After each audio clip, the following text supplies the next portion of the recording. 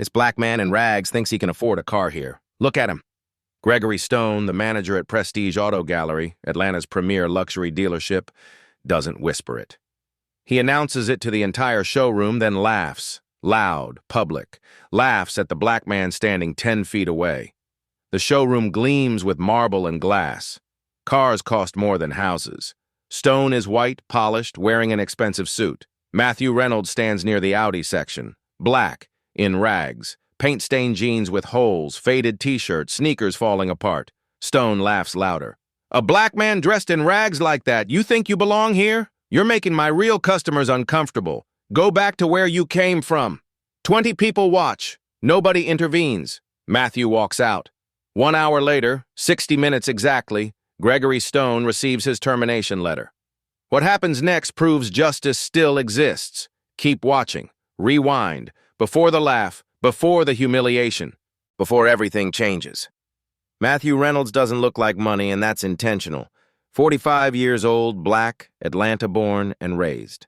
He graduated from Georgia Tech with a computer science degree when most of his high school friends were still figuring out what college meant. Built a software company called ClearPath Analytics from a one-bedroom apartment in Midtown, working 18-hour days, surviving on instant ramen and determination. Sold that company 4 years ago for $83 million. After taxes, investors, and team bonuses, he walked away with $52 million. He retired at 41, not to golf courses or yachts, to freedom. The freedom to wear what's comfortable. The freedom to help his son move apartments on a Thursday morning without worrying about conference calls or board meetings. Today, he's dressed for moving day because that's what this morning was. His son, Daniel, 21, graduating from Morehouse College in 6 weeks, needed help packing up his dorm room. The t-shirt Matthew wears is old, Georgia Tech yellow faded to something closer to mustard, with a small tear near the collar from catching on a box corner. The jeans have paint stains from last weekend when they repainted Daniel's new apartment together. The sneakers, New Balance, bought in 2019, worn almost daily, are comfortable but clearly past their prime. Matthew drives a 2015 Ford F-150 truck. Nothing flashy. It hauls furniture when Daniel needs it, handles Atlanta traffic without complaint, and doesn't draw attention. That's how Matthew prefers life now. Quiet, comfortable, free from performance. But he knows something most people don't have to think about. He's always known it. A black man in casual clothes gets read differently than a white man in the same outfit. A black man in ripped jeans walking into a luxury space isn't seen as eccentric or comfortable. He's seen as wrong, out of place, suspicious. Matthew knows this, has lived this his entire life, code switching in investor meetings, dressing up for simple errands to avoid being followed in stores, carrying his college ID well into his 30s because people needed proof he belonged in the buildings where he worked. Today, he's here for one reason. Daniel graduates in 6 weeks. His son has worked hard, double major, honors, already accepted into graduate school. Matthew wants to give him something meaningful, something reliable, an Audi A6 maybe. Solid engineering, good safety ratings, not too flashy, but nice enough that Daniel will feel proud driving it. Prestige Auto Gallery sits on Peachtree Road in Buckhead, Atlanta's wealthiest neighborhood. Matthew's driven past it hundreds of times. Glass walls that reflect the sky. Italian marble visible even from the street. Inside, luxury vehicles arranged like art pieces in a gallery. Mercedes sedans, BMW SUVs, Porsches that cost as much as small houses. Matthew pulls into the parking lot at 2:14 in the afternoon. Thursday, mid-March. Spring air warm but not hot yet. He parks 3 rows back between a Lexus and a Tesla. He walks toward the entrance. The double doors are glass and chrome, automated, hissing open as he approaches. Cold air rushes out, engineered cold, the kind that costs money to maintain. Piano music drifts from hidden speakers, something classical, something expensive sounding. The showroom floor is vast. 30 vehicles, maybe more, arranged with space between them like they're too important to crowd. Overhead, crystal chandeliers. Underfoot, marble so polished Matthew can see his reflection. 2 couples browse near the SUV section, both white, both dressed business casual. A salesman laughs with them, practiced and professional. Another sales associate taps on an iPad near the BMW display, showing a client in a 3-piece suit various color options on a screen. Matthew walks toward the Audi section. He's relaxed, hands in pockets. He's been in rooms like this before. Tech pitch meetings with venture capitalists, investor conferences where everyone was sizing everyone else up. He knows how to navigate spaces that weren't built for him, but something's different here. Nobody approaches him, not immediately. He stands near a silver Audi A6, examining the clean lines, the way light reflects off the hood. 1 minute passes, then 2, then 5. He's not invisible. He catches eyes. A young saleswoman with blonde hair glances his way. Her mouth opens slightly, like she's about to say hello. Then she looks toward the back office. Her mouth closes. She turns back to her computer. 8 minutes pass. Matthew stands there, patient, waiting for someone to acknowledge him. That's when Gregory Stone notices. Stone is the sales manager. 48 years old, white, wearing a charcoal suit that probably cost $2,000. His shoes are polished to a mirror shine. His watch, a Rolex, catches the light when he moves. He's standing near the finance desk talking to a colleague when he sees Matthew. His eyes scan from head to toe, the worn sneakers, the paint-stained jeans, the faded t-shirt. His expression shifts, not subtle, obvious. He says something to his colleague, too quiet for Matthew to hear, but the colleague glances over, sees Matthew, smirks. Stone walks over. His dress shoes tap, tap, tap across the marble floor, each step deliberate, loud enough to announce his presence. He stops 6 feet away from Matthew, doesn't extend his hand, doesn't smile. "Can I help you with something?" His tone isn't welcoming, it's a challenge. Matthew turns, meets his eyes. "I'm looking at the A6, interested in specs, safety features, warranty options." Stone's eyes flick to the car, then back to Matthew. "That vehicle is $68,000. "I understand. Plus tax and title. Most of our clients' finance and our approval process is thorough." Stone lets the word hang. Thorough.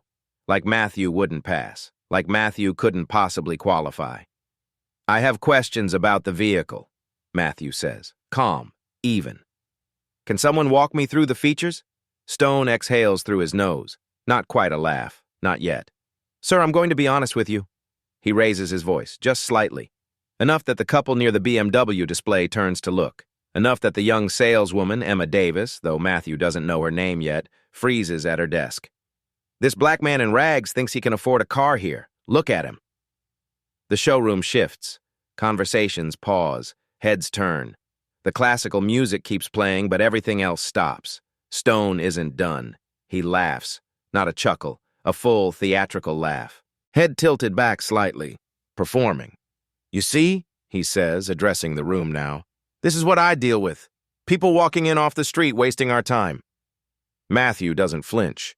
His jaw tightens, but his face stays neutral. He's been here before. Different rooms, different faces, same feeling. "I'm a serious buyer," Matthew says quietly. "I'd like to speak with someone about the A6. Stone steps closer, close enough that Matthew can smell his cologne, something expensive and overwhelming. "A black man dressed in rags like that? You think you belong here?" Stone's voice is louder now, making absolutely sure everyone hears. "You're making my real customers uncomfortable. Go back to where you came from."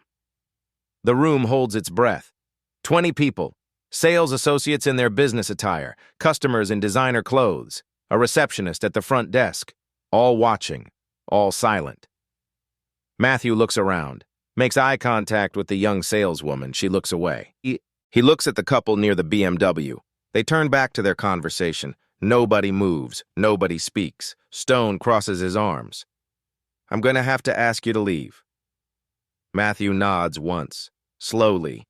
He doesn't argue, doesn't raise his voice, doesn't give Stone the satisfaction of a scene. He turns and walks toward the exit. His worn sneakers make almost no sound on the marble floor. Behind him, he hears Stone say something to a colleague, loud enough to carry. "You know the drill. We serve who we serve."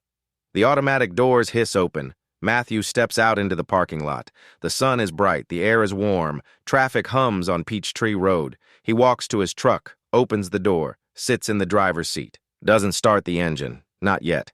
His hands are steady, but his chest feels tight. Not anger, not yet. Something else. Something he's carried his entire life, but never quite gets used to. The weight of being seen as less, of being dismissed before he even speaks, of standing in a room full of people and being treated like he doesn't exist. 8 minutes, that's all he wanted. 8 minutes of someone's time to ask about a car for his son. He sits there for a moment, processing. Then he takes out his phone, opens Twitter, and starts typing. Matthew's fingers move across his phone screen. He's not angry typing. He's not emotional. He's factual, precise. The way he used to write code, clean, logical, impossible to misinterpret. He types, "Went to Prestige Auto Gallery on Peachtree Road to buy my son a graduation gift. Sales manager called me this black man in rags, laughed at me in front of 20 people, told me I make customers uncomfortable, told me to go back to where I came from. This is Atlanta. This is Buckhead. This is 2024. He attaches his location, tags the dealership, adds hashtags, #Atlanta business, #Buckhead, #discrimination. He reads it once, twice, then presses tweet. The timestamp reads 1436. Matthew Reynolds isn't famous.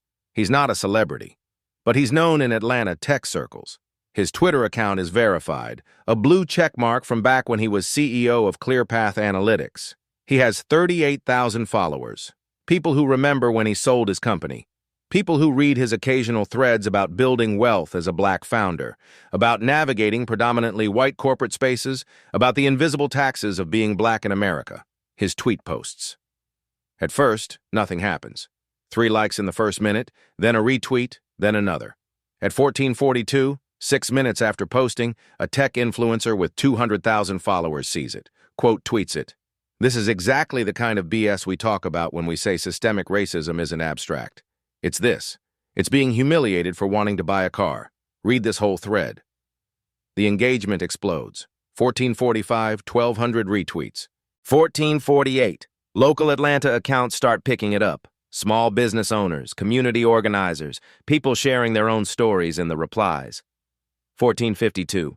Sarah Mitchell, investigative journalist at the Atlanta Tribune, sees it in her feed. She screenshots it, starts drafting questions. 1458. The official Twitter account for 11 Alive News, Atlanta's major news station, tweets, "Breaking viral post alleges discrimination at Buckhead luxury car dealership. We're looking into this story. More to come." Matthew's phone starts buzzing, constantly. Text messages from friends. "Bro, you're trending. Are you okay? This is insane." Unknown numbers calling. He doesn't answer. He's watching the replies. Some are supportive. "This happened to my brother at a Lexus dealership 3 years ago. Thank you for speaking up. I'm so sorry, you deserved better. Everyone needs to stop shopping at Prestige. Period." Some are skeptical. Where's the proof? Anyone can make accusations. Maybe there's more to the story. Some are hostile. Maybe dress appropriately if you want to be taken seriously. Playing the race card for attention. Rich people problems. But the majority? The majority are angry. On his behalf. Angry at the dealership. Angry at Stone. Angry at a system that allows this to keep happening. By 1500 hours, 2:42 p.m., Matthew's tweet has 52,000 engagements across platforms. It's been shared to Facebook community groups, Instagram stories, Reddit's Atlanta subreddit where people are posting their own experiences at Prestige Auto Gallery. Someone digs up a Better Business Bureau complaint from 2 years ago. A black customer alleging she was followed around the showroom. Prestige's response, "We serve all customers equally." Someone else finds a 1-star Google review from 18 months ago. Latino customer. Waited 45 minutes to be helped. Watch 3 white customers get immediate service. The pattern is forming. Public, undeniable. Inside Prestige Auto Gallery, nobody knows yet. Stone is at his desk, paperwork, commission calculations for the month. Emma Davis is at the finance desk, still shaken from what she witnessed, but silent. What would she say? To whom? Then at 15:02, the phone in the showroom rings. The receptionist answers. "Prestige Auto Gallery, how may I?" "This is Karen Williams from Regional Operations. I need to speak with Gregory Stone, now." The receptionist transfers the call. Stone picks up. "This is Gregory Stone." "Mr. Stone, I need you to go to Twitter right now and search Prestige Auto Atlanta." "I'm sorry, what?" "Do it. Now." Stone opens his phone, types, searches, sees Matthew's tweet, sees the engagement numbers, sees the comments, sees 11 Alive News reporting on it. His face goes pale. "Sir, I can explain." Don't talk. Don't say another word. Regional VP is calling you in 8 minutes. Stay by your phone. The line goes dead. Stone sits there, staring at his screen, at the comments pouring in, at people tagging Prestige Auto Gallery's corporate account demanding response, at news outlets asking for comment. At 15:08, his phone rings again. Different number. Mr. Stone, this is Richard Anderson, VP of Operations for Prestige Auto Group. I'm going to ask you one question, and I need a yes or no answer. Did you call a customer, this black man in rags, laugh at him, and tell him to go back to where he came from? Stone hesitates. Sir, the context, yes or no? Silence. I see. Anderson's voice is ice. Check your email in 15 minutes. The call ends. Stone sits at his desk. The showroom around him continues as normal. Customers browsing, sales associates chatting, classical music playing. He opens his email, refreshes. At 15:24, 14:18 p.m., exactly 1 hour and 60 minutes after he laughed at Matthew Reynolds, an email arrives. Subject, termination of employment, effective immediately. He opens it. Dear Mr. Stone, effective immediately, your employment with Prestige Auto Gallery is terminated. This decision is final and not subject to appeal. You violated company values and customer service standards. Your final paycheck will be mailed within 7 business days. Please surrender your building access card to your supervisor. Do not return to the premises. No phone call, no meeting, no chance to defend himself. Just pixels on a screen. 60 minutes. That's how long his career lasted after he humiliated a customer. By 18 o'clock, Prestige Auto Group releases a public statement. We do not tolerate discrimination of any kind.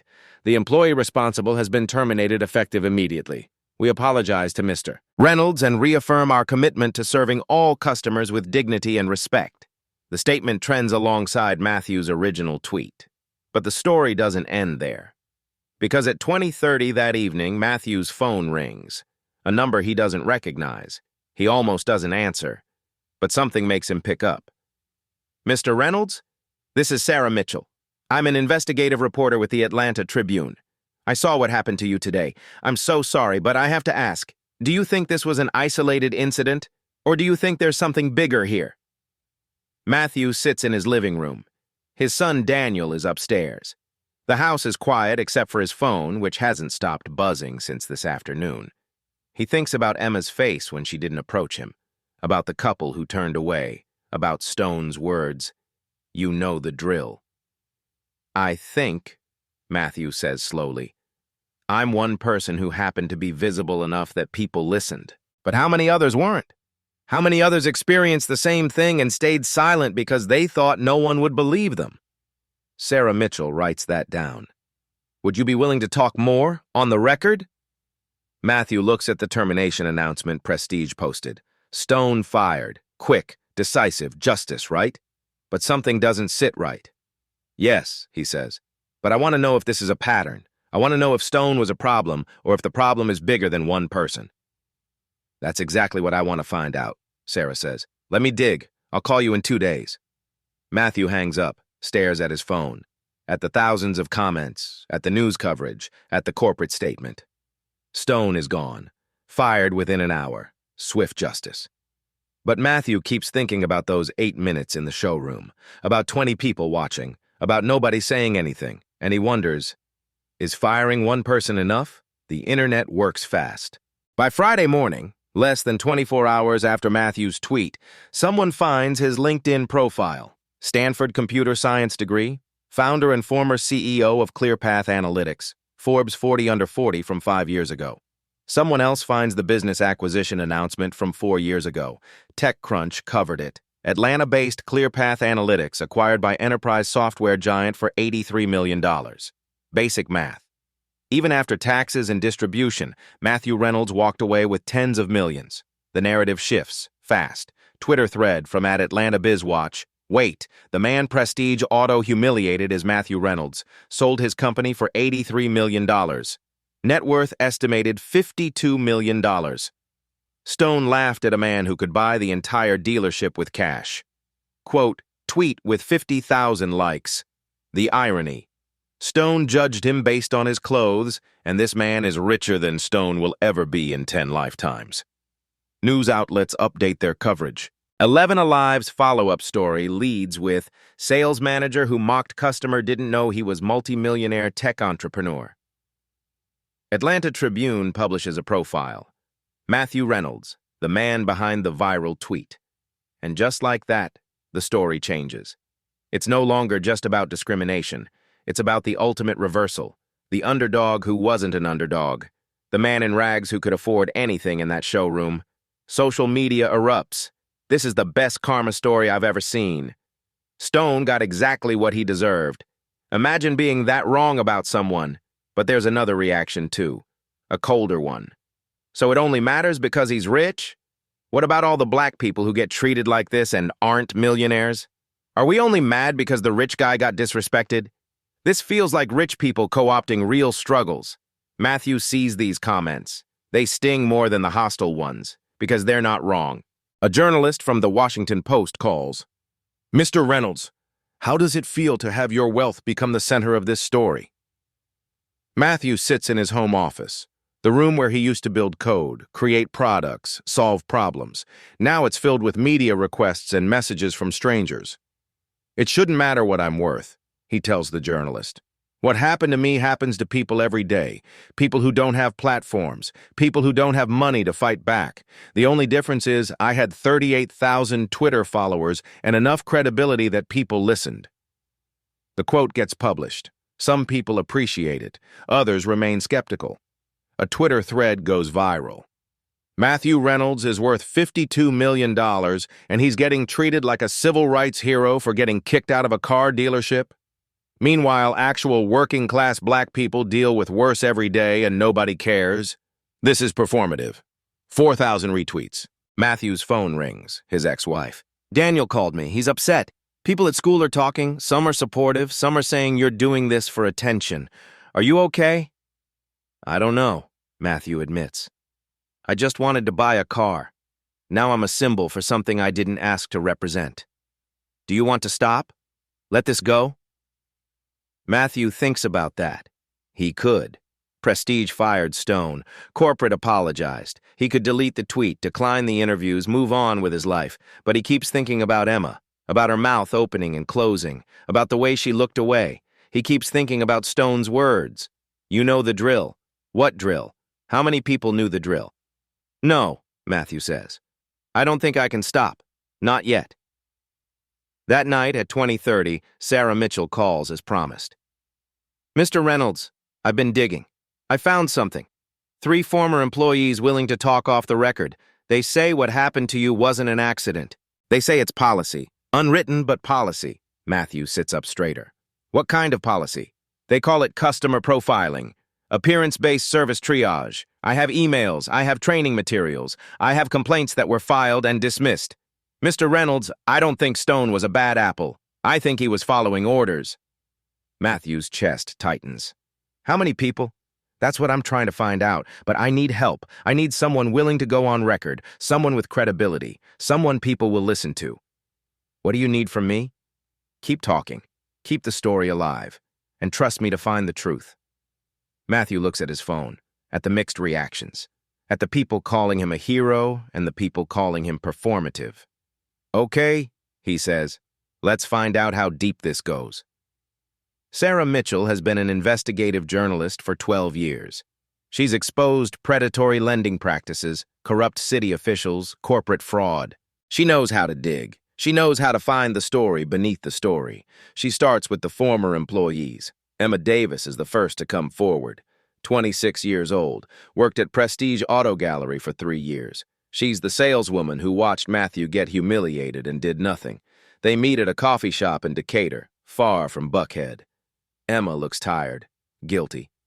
"I should have said something," she tells Sarah. Her voice shakes. "I should have walked over to him, offered to help, but I knew what would happen if I did." "What would happen?"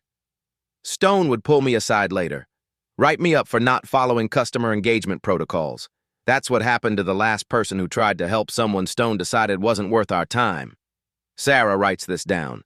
"Tell me about these protocols." Emma pulls out her phone, opens her email.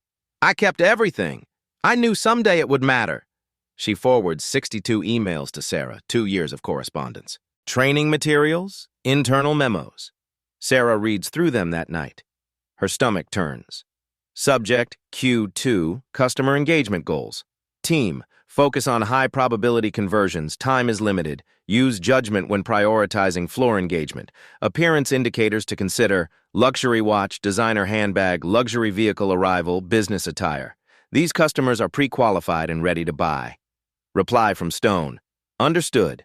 Will coach team on prioritization standards. Another email. Subject, floor management best practices.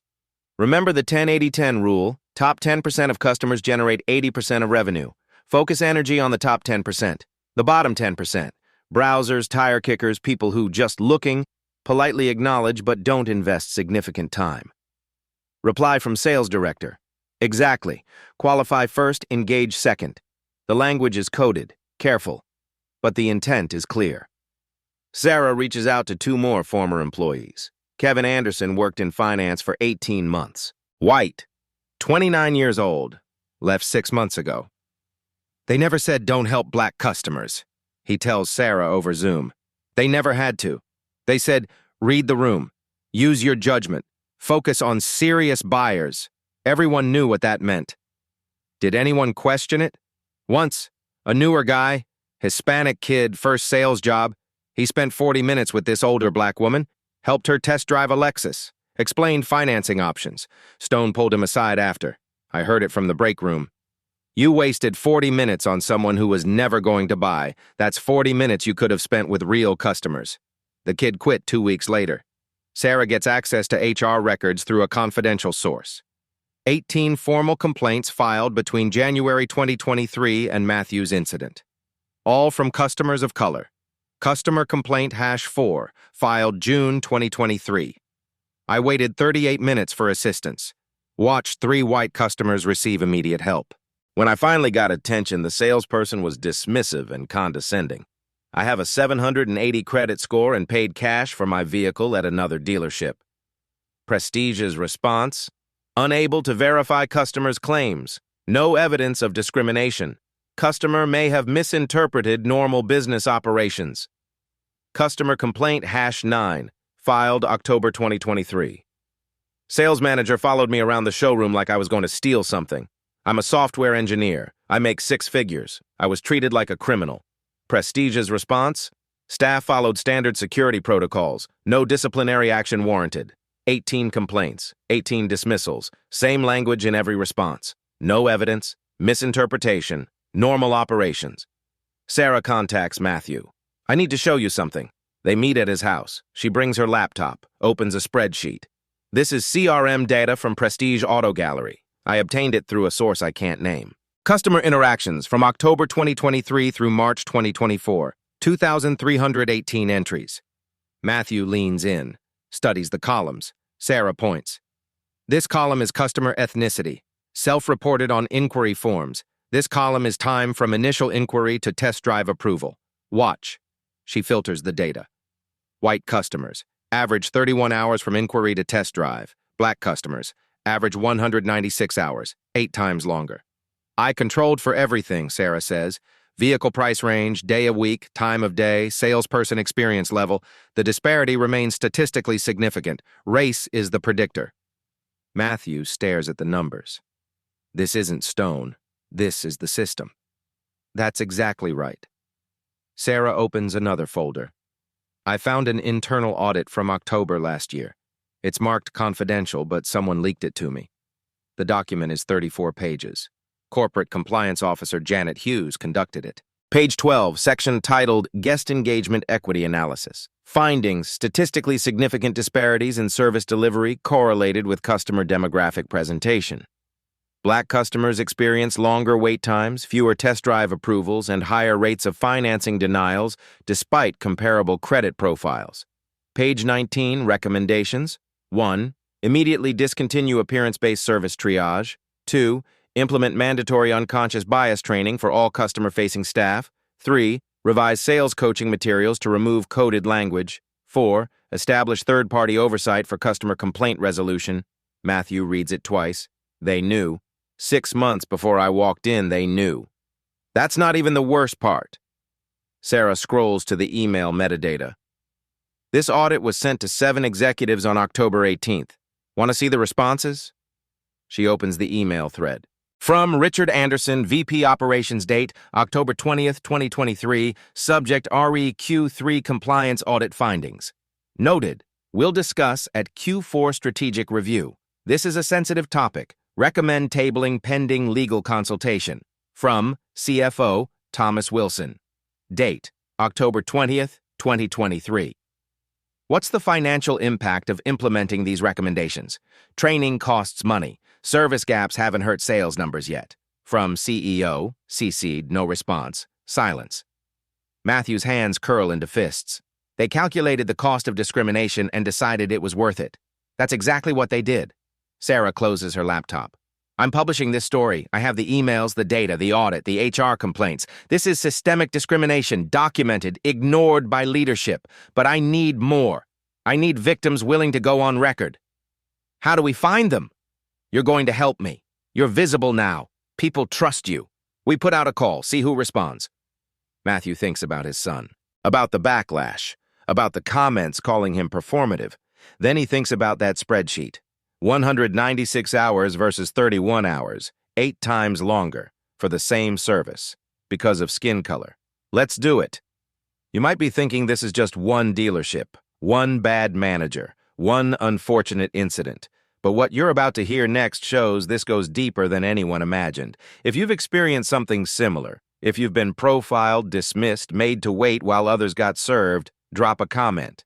You're not alone, and your story matters. Sarah publishes her first article on April 23rd, 2,200 words, charts showing the CRM data disparities. Excerpts from the internal emails. Photos of the audit report with sensitive information redacted. Headline, The System Behind the Showroom, How Prestige Auto Gallery Allegedly Practiced Racial Profiling as Policy. Within 6 hours, 68,000 views. Within 12 hours, 11 people contact Sarah's confidential tip line, all former customers, all with similar stories. Angela Wilson, 42, middle school teacher. I tried to buy a BMW X5 2 years ago. Denied a test drive. No explanation. I paid cash for the same model at a different dealership 3 days later. Stephen Taylor, 31, small business owner, Latino. They kept asking if I was sure I could afford the vehicle 3 times. Like they were trying to embarrass me into leaving. Brian Johnson, 38, accountant, black. They ran my credit 4 times for one car. Each time they came back with a higher interest rate. I walked out, got financing at my bank at half the rate they quoted. The stories pour in, different faces, different backgrounds, same pattern. By April 26th, Sarah has documented 23 separate incidents spanning 3 years. Not just at the main Buckhead location. Prestige Auto South, Prestige Auto Gwinnett, all over Atlanta. This isn't one store. This isn't one manager. This is company-wide. Matthew appears on 11 Alive News. Live interview. The anchor asks, Mr. Reynolds, some critics say you're using your wealth and platform to amplify a problem that working-class people face every day. What do you say to that? Matthew looks directly at the camera. They're right. I am using my platform because I have one. That's the only difference between me and the other 23 people Sarah Mitchell interviewed. I got lucky. My tweet went viral. But their experiences are just as real, just as painful, just as unacceptable. I'm not the hero of this story, they are. I'm just trying to make sure people listen. The clip goes viral. 1 million views in 2 days. And that's when Prestige Auto Group's legal team gets involved. The letter arrives via certified mail on April 28th. Thick envelope. Law firm letterhead. Sullivan & Cross, LLP. Matthew signs for it, opens it at his kitchen table. Cease and desist. Demand for retraction and damages. Dear Mr. Reynolds, you have made false and defamatory statements about Prestige Auto Group and its employees. These statements have caused irreparable harm to our client's reputation and business operations. We demand immediate cessation of all statements, retraction of previous claims, and compensation for damages in excess of $5 million. Failure to comply within 14 days will result in litigation. The letter goes on for 6 pages. Legal language, threats, demands. Matthew calls Sarah. They're threatening to sue me. I got the same letter, she says. So did the Tribune. Don't worry. This is standard intimidation. They're trying to scare us into silence. Is it working? Not even a little. My editor already sent it to our legal team. They laughed. Truth is an absolute defense against defamation. Everything we published is documented. They have nothing. But the intimidation doesn't stop with letters. Emma Davis, the young saleswoman who provided the internal emails, receives a call from Prestige's HR department. Miss Davis, we're investigating the unauthorized disclosure of confidential company documents. Did you provide internal emails to the media? Emma's hands shake as she holds the phone. I can't answer that without legal counsel. We're offering you an opportunity to come forward voluntarily. If you cooperate, we can discuss immunity from prosecution for theft of proprietary information. If you don't cooperate, we will pursue all available legal remedies. She hangs up, calls Sarah, crying. They're going to fire me, or worse, they're talking about prosecution. Sarah connects her with a labor attorney, pro bono. The attorney reviews the emails. These documents show illegal discrimination. You're protected under whistleblower statutes. They can't touch you. But Prestige finds another way. May 1st, Emma's schedule changes. She's moved from day shift to overnight. Her hours cut from 40 per week to 22. Her assigned sales territory, the luxury SUV section where commissions are highest, given to another associate. The message is clear. Make life difficult enough that she quits. She lasts 2 weeks, submits her resignation on May 14th. One sentence. I cannot work for a company that punishes honesty. Prestige's PR offensive escalates. They hire a crisis management firm, start flooding social media with counter-narratives. Press release. Gregory Stone was a rogue employee who violated company policy. He was terminated immediately. Prestige Auto Group has served the Atlanta community for 38 years with integrity and respect for all customers. They commission an independent diversity audit conducted by a firm that does regular business with Prestige. Results released to media, no evidence of systemic discrimination found. They deploy testimonials from satisfied customers of color, real people, real purchases. I bought my Mercedes here 3 years ago. Great experience. This controversy doesn't reflect my interaction. The strategy works on some people. Twitter debates rage. Maybe it really was just Stone, one bad employee. They fired him and apologized. What more do people want? This feels like a witch hunt now. Matthew faces the backlash directly. A think piece in a conservative outlet. Rich tech entrepreneur plays victim, costs working-class employee his job. Comments on his social media. You destroyed a man's livelihood. Hope you feel good about yourself. You could have just complained to corporate quietly. Instead, you made it a circus. Gregory Stone has a family, kids. They're suffering because of you. Matthew reads these, late at night, alone in his home office. His son calls. Dad, people at school are talking. Some of them think you went too far. They're saying Stone didn't deserve to lose everything. Do you think I went too far? Daniel is quiet for a moment. No, but I hate watching people attack you. I hate that my graduation is in 2 weeks, and instead of celebrating, you're dealing with lawsuits and death threats. Death threats? You didn't see the messages? Matthew checks his Instagram. Sure enough. Messages from anonymous accounts. Watch your back. Rich slur needs to learn his place. You think you're safe because you have money? Money doesn't stop bullets. He screenshots them, reports them to the platform, contacts Atlanta police. They take a report. Say they'll investigate. He doesn't feel safer. Corporate's public response, included for balance. Prestige Auto Group spokesperson on WSB-TV. Mr. Reynolds experienced unacceptable treatment from a former employee who was immediately terminated. However, the subsequent media coverage has mischaracterized our company as systemically discriminatory, which is categorically false. We employ diverse staff, serve diverse customers, and operate with the highest ethical standards. The leaked documents referenced by the Tribune are either fabricated or taken out of context. We will vigorously defend our reputation. The spokesperson doesn't mention the internal audit, doesn't address the CRM data, doesn't explain the 18 dismissed complaints. Just denial, just defense. On May 3rd, Matthew's ex-wife texts. Daniel asked if this is worth it. I didn't have an answer. Do you? Matthew stares at the text for a long time. Is it worth it? Stone lost his job. Emma lost hers. Matthew's facing lawsuits and death threats. His son's graduation is overshadowed by controversy. And Prestige Auto Group? Still operating, still selling cars, still profiting. He thinks about typing. Maybe not. But then he remembers standing in that showroom. 8 minutes. 20 witnesses. Nobody moved. He types back, I don't know, but I can't stop now. There's a moment, May 6th, 2:34 in the morning, when Matthew almost quits. He's scrolling Twitter, sees a quote tweet of Sarah's latest article. Imagine being so rich you cosplay poverty to ruin someone's life. This is performative wokeness at its worst. 4,000 likes. The replies, exactly. Real working-class black people deal with worse every day and nobody cares. He's using his privilege to play victim. It's disgusting. Gregory Stone had kids, lost his job, can't find work now, all because a millionaire got his feelings hurt. Matthew's chest tightens. He keeps scrolling, can't stop himself. Another thread. Matthew Reynolds is the worst kind of activist. Rich, privileged, disconnected from real struggle. He's making it about himself when actual systemic change requires actual sacrifice. 5,000 retweets.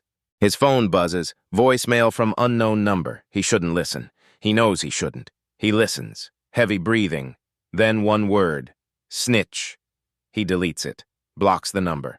Another voicemail. Different number. This one's worse. A white voice, southern accent, saying things Matthew won't repeat. Threats, slurs, violence described in detail. He reports it, blocks it, keeps scrolling. An email from his financial advisor. Matthew, several business associates have reached out asking about your situation. Some are concerned about reputational risk. We should discuss potential impacts on your investment portfolio. Translation. People don't want to be associated with controversy. He thinks about Daniel. Graduation in 10 days. His son should be excited. Instead, he's fielding questions from classmates, defending his father, dealing with judgment by proxy. Matthew's hands aren't shaking. He's not crying. He's just tired. Tired of being strong. Tired of being measured. Tired of having to prove that his pain was real, that his humiliation mattered, that what happened to him was wrong even though he's wealthy. He opens a blank email, types Sarah's address, starts writing, Sarah, I think I'm done. Stone lost his job. That was the goal, right? Justice. He faced consequences. But this has spiraled into something I never wanted. People are suffering. Emma lost her job. Stone's family is struggling. My son is being harassed. I'm getting death threats. And for what? To prove that a luxury car dealership has racist practices? Everyone already knows that. Everyone has always known that. I don't think I'm changing anything. I think I'm just making noise. His thumb hovers over send. He closes his eyes. Thinks about that showroom. Stone's laugh. 20 people watching, nobody moving. You know the drill. We serve who we serve. What drill? How many people knew the drill? How many followed it? How many customers were turned away, humiliated, dismissed? How many of them stayed silent because they thought it wouldn't matter? He deletes the draft, opens his email inbox instead, scrolls past the legal threats and hate mail, finds one from 3 days ago. Subject line, thank you. The sender, AW Anonymous Gmail account. Mr. Reynolds, I'm a 52-year-old black woman. 3 years ago, I walked into Prestige Auto Gallery to buy a car for my daughter's college graduation. I had saved for 2 years. I was so proud. The sales manager, I don't know if it was the same man from your story, made me wait 90 minutes, then told me financing wouldn't work for someone in my situation. I didn't argue. I was embarrassed. I left. Went to Honda down the road. Paid cash. Never told anyone what happened because I thought it was my fault somehow. Like I hadn't dressed right. Like I hadn't proven I belonged. But it wasn't my fault, it was theirs. And you're showing people that. You're making it impossible to ignore. Thank you for not being silent. Thank you for not being embarrassed. AW. Matthew reads it twice, then opens his email again. 7 more like it arrived overnight. Different names, same story. Prestige Auto Gallery, Prestige Auto South, Prestige Auto Gwinnett. Different years, same humiliation. He saves each one, creates a folder, why this matters, then calls Sarah. Keep digging, he says, please.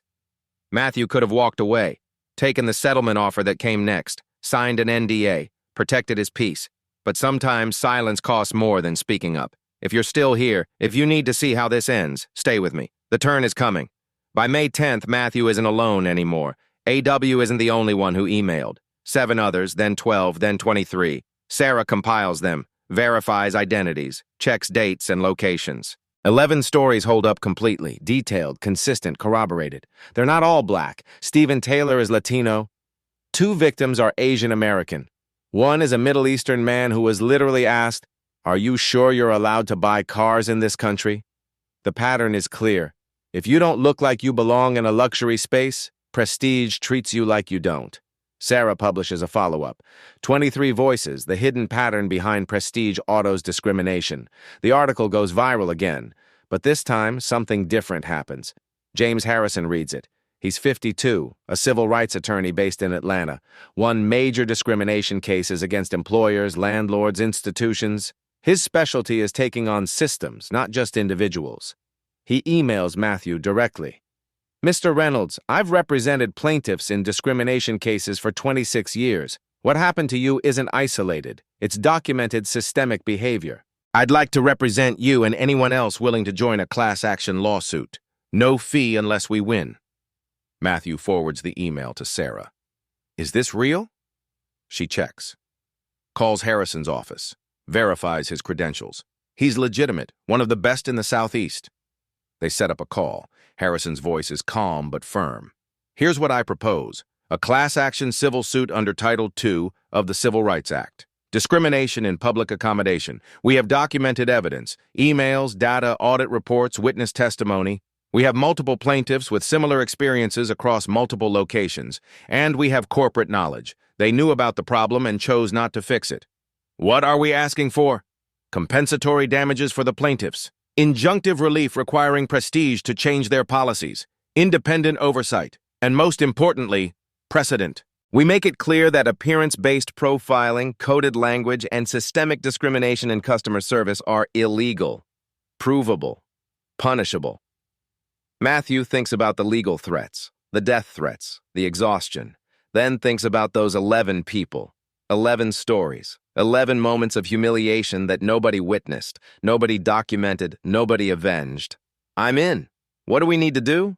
Harrison starts vetting plaintiffs, calls each one, explains what participation means, depositions, discovery, public testimony. Some drop out, too painful, too public, but 11 remain. Angela Wilson, the teacher who was denied a test drive. Stephen Taylor, the small business owner who was asked 3 times if he could afford the vehicle. Brian Johnson, the accountant whose credit was run 4 times. They meet on May 20th. Zoom first, 12 faces on a screen. Different ages, backgrounds, professions. One shared experience. Angela unmutes. "I thought I was crazy. I thought it was just me." "Me too," Stephen says. "I convinced myself I was being sensitive. I told myself to just move on." Brian adds, "that it wasn't worth the fight." Matthew speaks last. "It is worth it, because what they did to us, they're still doing to other people right now, today, and they'll keep doing it until someone makes them stop." Harrison sends the filing to Fulton County Superior Court on May 22nd. Case number 2024-CV03891. 12 plaintiffs versus Prestige Auto Group and Richard Anderson, VP Operations individually. Cause of action, systemic racial discrimination in violation of federal civil rights law. Prestige's lawyers file a motion to dismiss within 5 days. Plaintiffs lack standing, no provable harm. Frivolous lawsuit intended to extort settlement. The motion is denied. Judge Patricia Miller, 61, no nonsense, 20 years on the bench, sets a preliminary hearing for May 28th. That's when everything changes. May 19th, 4:53 p.m. Sarah Mitchell's inbox receives an email. No subject line. Sender, anonymous Gmail account. Just a PDF attachment. She opens it. 34 pages, stamped, confidential, internal use only. It's the full internal audit. The one she only had excerpts of before. Complete. Unredacted. She reads through it. Page 12, page 19, then page 28. Section, Executive Response and Implementation Plan. Following the audit presentation on October 18, 2023, senior leadership convened to discuss recommendations. Minutes from this meeting are attached. She clicks the attachment within the attachment. Meeting minutes, October 25, 2023. Attendees: Richard Anderson, VP Operations, Thomas Wilson, CFO, 3 regional directors. Topic Q3, Compliance Audit, Discrimination Risk Assessment. Discussion points: Anderson, The audit raises valid concerns, but implementation costs are significant. We're looking at mandatory training, $340K annually. Revised hiring for dedicated diversity officer, $180K salary plus benefits. Third-party complaint oversight, $520K contractor fees. Total, over $1 million annually. Wilson, what's our legal exposure if we don't implement? Regional Director Jameson, difficult to quantify. We've settled 2 complaints in past 3 years. Total payout, $85K, both with NDAs, no admission of wrongdoing. Anderson, so we're spending $85K to make problems go away versus $1M plus to prevent them. The math is clear. Wilson, what about reputational risk? Anderson, manageable if we maintain swift termination protocol for any public incidents. We control the narrative by removing bad actors quickly. Action items. 1. Table formal implementation of audit recommendations pending further legal review, Q2, 2024. 2. Maintain current customer service standards, no changes. 3. Enhance social media monitoring to catch public complaints early. 4. Prepare crisis response templates for rapid termination scenarios. Sarah reads it 3 times. They knew, they calculated, they chose profit over people. She calls Matthew immediately. I have it. The smoking gun. What is it? Meeting minutes from October. Senior leadership discussing the audit. They literally did a cost-benefit analysis of discrimination, decided it was cheaper to settle complaints quietly than fix the system. Matthew's silent for a moment. Send it to me. She does. He reads it, feels his chest tighten. They valued their bottom line over our dignity. That's exactly what they did, and now we can prove it. Sarah publishes the leak that night, 11 p.m. Headline, Leaked documents show Prestige auto executives chose profit over civil rights compliance. The article includes the meeting minutes, the cost-benefit analysis, the explicit decision to maintain discriminatory practices. Twitter explodes. Within 3 hours, #TheyKnew is trending nationally. Prestige Auto Group stock, they're privately held, but parent company is public, dropped 6.8% in after-hours trading. By morning, Georgia State Attorney General's office announces a preliminary inquiry into potential civil rights violations. Atlanta NAACP releases a statement. This is not about one manager. This is about corporate malfeasance and the commodification of discrimination. Harrison calls Matthew at 7 a.m. This changes everything. We're no longer arguing pattern and practice. We're arguing willful, knowing violation. Corporate executives made a calculated decision to continue discriminatory practices. That's punitive damages territory. What does that mean? It means we're not just asking them to change, we're asking them to pay. Significantly. Prestige's legal team scrambles. They issue an emergency statement. We cannot verify the authenticity of alleged leaked documents. If genuine, the matters discussed were preliminary and do not reflect final company policy, but the damage is done. 2 board members resign within 48 hours. Major investors demand emergency meetings. 3 luxury car manufacturers, the brands Prestige sells, issue statements reviewing their dealer partnerships. The pressure is enormous. On May 23rd, 5 days after the leak, Prestige's lawyers request an emergency meeting with Harrison. Subject, settlement discussion. The hearing room at Fulton County Superior Court is small, 23 seats for public gallery, all full. Local news cameras line the back wall. May 28th, 10 a.m. Judge Patricia Miller enters. Everyone stands. She's wearing black robes, reading glasses perched on her nose, carrying a thick folder. Be seated. She looks at both tables. Harrison and 12 plaintiffs on the left. Prestige's legal team, 6 lawyers in expensive suits, on the right. Let's not waste time. I've read both filings. I've reviewed the evidence submitted. This is a preliminary hearing to determine if plaintiffs have sufficient standing to proceed to discovery. Defense, you have 15 minutes. Prestige's lead counsel stands. Carlton Price, silver hair, confident posture. Your Honor, this case is built on anecdote and misinterpretation. Individual customer service experiences, however unfortunate, do not constitute systemic discrimination. My client terminated the employee responsible for Mr. Reynolds' experience immediately. They've implemented additional training. They've demonstrated good faith. Judge Miller interrupts. Counsel, I've read the leaked internal audit. I've read the meeting minutes. Are you arguing those documents are fabricated? Your Honor, we cannot verify. That's not what I asked. Are they fabricated? Price hesitates. We believe they may have been taken out of context. Context. Judge Miller removes her glasses. Let me read you something. We're spending $85,000 to make problems go away versus $1 million plus to prevent them. The math is clear. That's a direct quote from your client's VP of Operations. What context makes that acceptable? Your Honor, business considerations. Business considerations don't override civil rights law, counselor. She turns to Harrison. Plaintiff's counsel, what are you asking for? Harrison stands. Your Honor, we're asking this court to recognize what the evidence clearly shows. Prestige Auto Group engaged in systemic, knowing, willful discrimination against customers based on race and appearance. They documented it. They audited it. They were warned about it. And they chose profit over compliance. And your request? Full discovery, all internal communications related to customer service policies, all training materials, all HR complaints, all settlement agreements with NDAs. We want to see how deep this goes. Judge Miller looks at the defense table.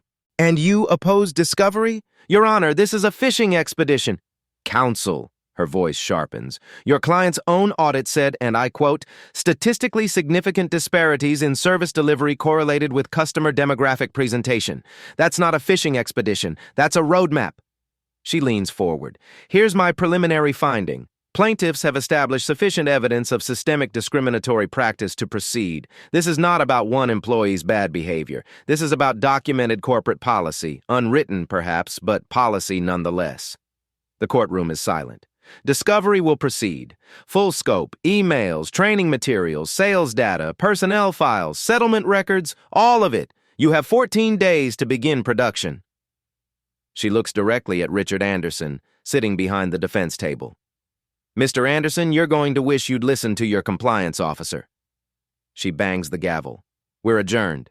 Outside the courthouse, Matthew stands with the other 11 plaintiffs. Reporters swarm. Angela Wilson speaks first. This was never about money. This was about recognition. Recognition that what happened to us was wrong, that it happens to others, that silence allows it to continue. Matthew adds, Judge Miller recognized that today. Now we're asking Prestige Auto Group to do the same. Settlement talks begin 2 days later, June 12th, 89 days after Matthew walked into a showroom and was laughed at. The settlement is signed. Financial terms remain confidential. NDAs protect that. But public terms are mandatory. Prestige Auto Group agrees to mandatory unconscious bias training for all employees twice annually, quarterly independent audits of customer service data, external oversight board with community representation for 2 years, public apology without qualification, and policy handbook revisions explicitly prohibiting appearance-based customer profiling. It's not perfect. It's not everything. But it's something. Matthew attends Daniel's graduation on June 15th. Morehouse College. Cap and gown. Sunshine. His son crosses the stage. Matthew claps. No cameras, no reporters. Just a father watching his son achieve. Afterward, Daniel asks, was it worth it? Matthew thinks about that. Stone lost his career. Emma lost her job. Matthew faced threats, lawsuits, exhaustion. But he also thinks about Angela, Stephen, Brian, the 11 others, the ones who stayed silent for years because they thought it wouldn't matter. I don't know if I changed anything big, Matthew tells his son, but maybe I changed something small. Maybe the next person who walks into that showroom in ripped jeans gets treated like a human. Maybe that's enough. Daniel hugs him. That evening, Matthew tweets one last time. Rags don't define worth. Receipts do, but more importantly, people do, when they choose to see, to listen, to act. Thank you to everyone who refused to look away. If this story mattered to you, if you've been there, if you believe dignity isn't negotiable, leave a comment, share your story, subscribe so you don't miss what comes next. Because this isn't the only time justice had to be fought for, and it won't be the last. But every time someone refuses to be silent, the fight gets a little easier. Thank you for watching. See you in the next one.